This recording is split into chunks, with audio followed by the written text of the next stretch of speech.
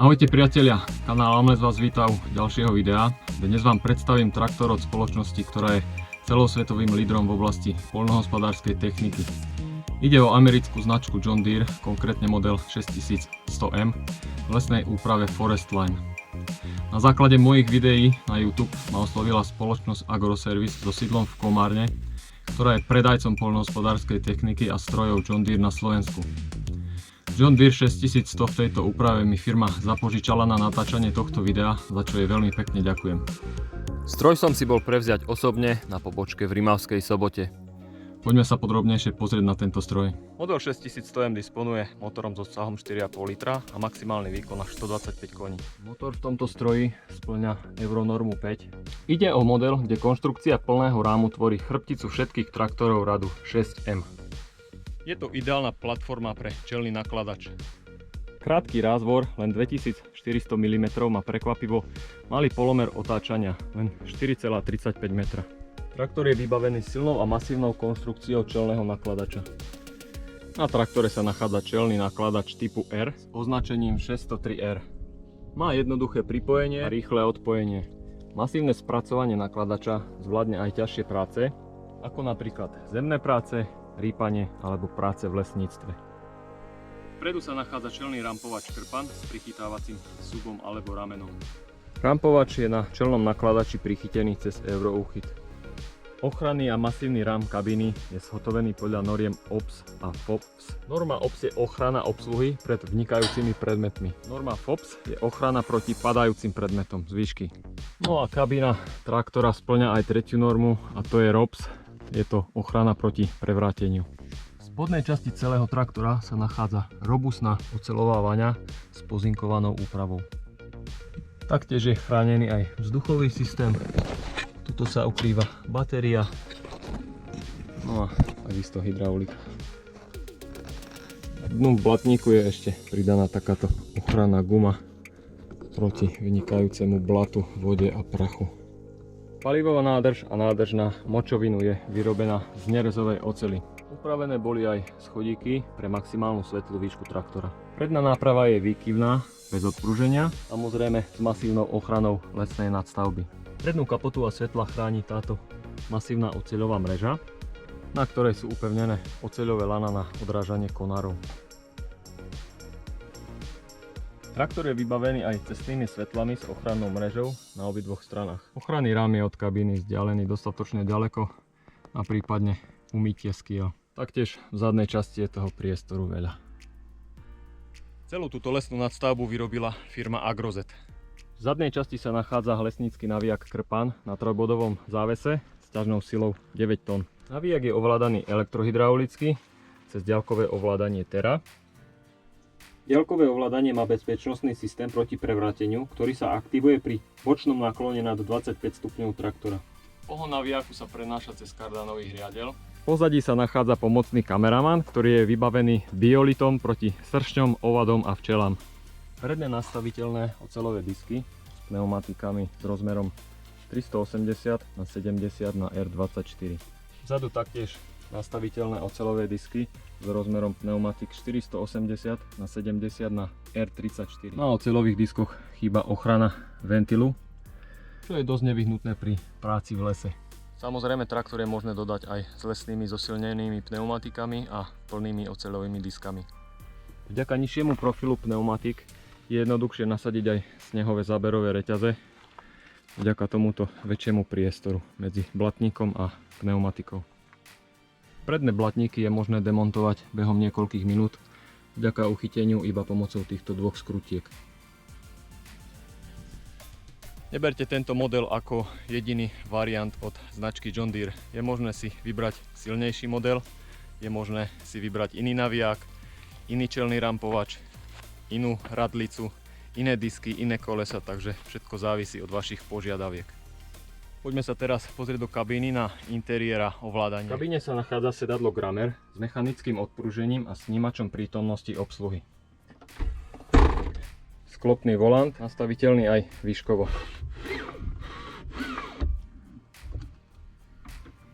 Pod volantom sa nachádza páka ovládania smeru jazdy dopredu a dozadu. Prevodovka Power Quad Plus 24 rýchlosti dopredu, 24 rýchlosti dozadu.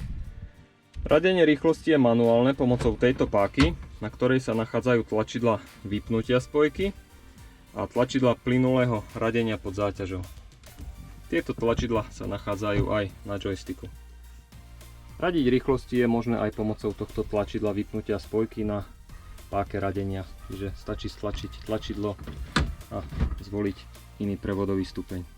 Mechanický joystick na ovládanie čelného nakladača. Joystick umožňuje pohodlné ovládanie stroja pomocou tlačidel smeru jazdy a radenia prevodov pod záťažou. Ovládanie trojbodového závesu, pri ktorom sa nachádzajú aj tlačidlá radenia prevodov pod záťažou. Zapínanie zadného vývodového riadela. Ovládanie zadnej hydrauliky, to je skôr na prácu pri poľnohospodárstve, ale taktiež sa tam môže napojiť vyvážacia súprava, kde má otočné ojo. Zadný vývodový riadel má manuálne nastavenie otáčok 540, 540 Eco a 1000 otáčok. Tu je páka pre plazivé rýchlosti. V zadnej časti sa nachádzajú dve trojkolíkové zásuvky, napríklad na naviják alebo vyvážaciu súpravu. Dvakrát USB nabíjací konektor, AUX a odkladací priestor pre telefón.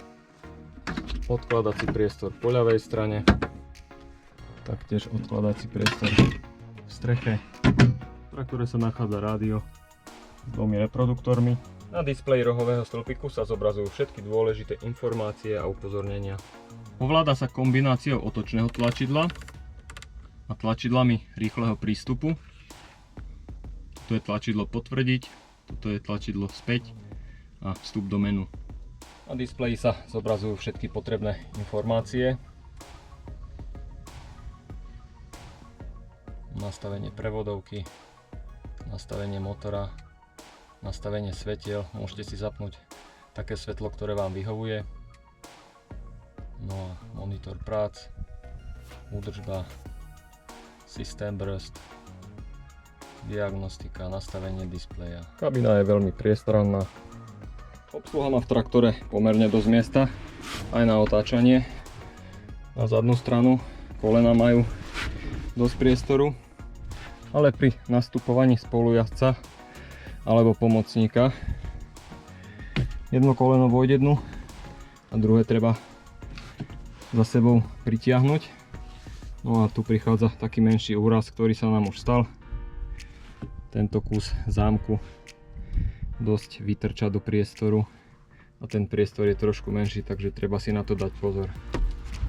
Tuto celkovo je už miesta dosť na kolena, sedí sa tu príjemne, ale vystupovanie a nastupovanie je trošku obťažnejšie pre väčšieho človeka.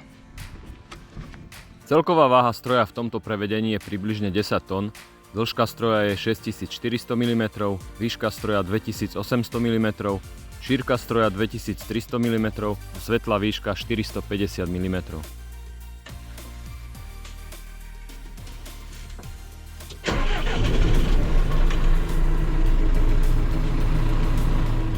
S traktorom ste sa zoznámili, ja som v pracovnom a ideme si ho vyskúšať do ťažby.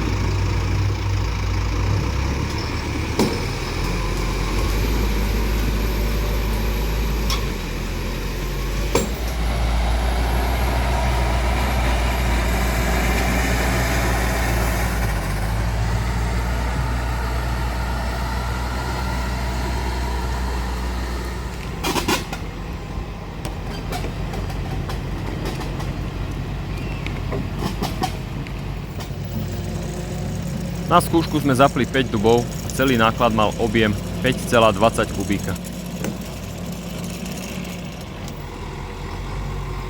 Aj keď to na záberoch nie je vidieť, traktor ťahal náklad do mierneho svahu a výkon motora si s týmto nákladom poradil veľmi dobre.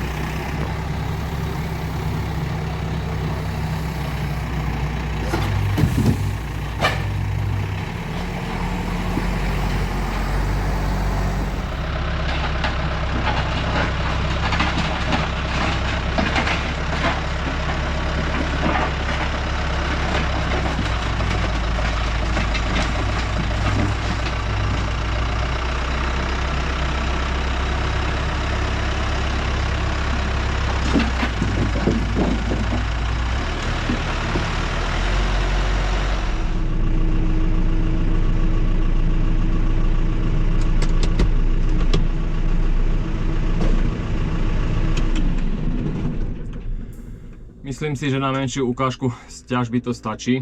Ešte si ukážeme zo pár detailov, no a samozrejme vám poviem aj moje pocity z tohto stroja. Možno by bolo doladiť takéto detaily ako hadice. Dosť to tu visí. A ekologická katastrofa je na svete hneď. Stačí tomu iba jeden konár a hneď je všade olej. Pri zapnutí zadných pracovných svetiel to osvetlí skôr ochrannú konštrukciu lesnej nadstavby ako pracovný priestor. Takže možno by bolo lepšie zakomponovať nejakú svetelnú rampu hore na ochranný rám, alebo to nejako schovať do toho rámu tak, aby to malo účinnosť. Lebo takto je to dosť nepoužiteľné. Dúfam, že tento komfort je vidieť, je ho aj cítiť a dokonca aj počuť. Kabína je veľmi dobre odhlučnená. Môžeme si urobiť takú skúšku. Idem naštartovať pílu, položím ju niekde nedaleko traktora a otvoríme okná, dvere a potom ich zavrieme. Takže píla je odo mňa vzdialená zhruba 10 metrov. Výfuk som nasmeroval smerom na traktor, aby bol ten zvuk čo najlepší. No a teraz si zavrieme dvere. No a určite ten rozdiel počujete aj vy. Tento stroj sme mali k dispozícii 2 týždne, takže sme si ho mohli poriadne otestovať a vyskúšať spoločne s otcom. Otcovi sa hlavne páčil komfort kabíny a celkové ovládanie stroja.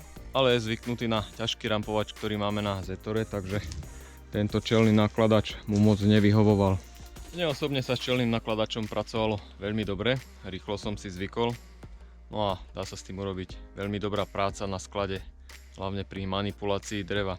Tento drapák dokáže nabrať poriadny objem dreva. No a tento náklad dokáže zdvihnúť až do výšky 4 metrov, čo je ideálne pre manipuláciu a triedenie dreva. Mne osobne sa veľmi páčilo hlavne ovládanie stroja, či radenie rýchlosti alebo práca na sklade s čelným rampovačom. Dá sa pracovať jednou rukou, na joysticku máte tlačidlo zmenu smeru jazdy dopredu alebo dozadu, no a taktiež tu viete radiť rýchlosti elektrohydraulicky, takže si stačí zvoliť jednu optimálnu rýchlosť, ktorá vám vyhovuje na sklade a celá práca je jednoduchšia a efektívnejšia. Aj pri celkovej váhe 10 tón v tomto prevedení má motor dostatočný výkon a veľmi silné brzdy. To by bolo z dnešného videa všetko. Ja vám veľmi pekne ďakujem za sledovanie tohto videa. Ak sa vám video páčilo, budem rád za každý odber, like alebo komentár. No a takisto chcem poďakovať spoločnosti Agroservice za poskytnutie tohto stroja. Ak vás stroj zaujal a máte viacej otázok, kľudne kontaktujte stredisko v Komárne. Určite vám radi zodpovedajú vaše otázky. No a my sa vidíme v ďalšom videu z ťažby. Ahoj!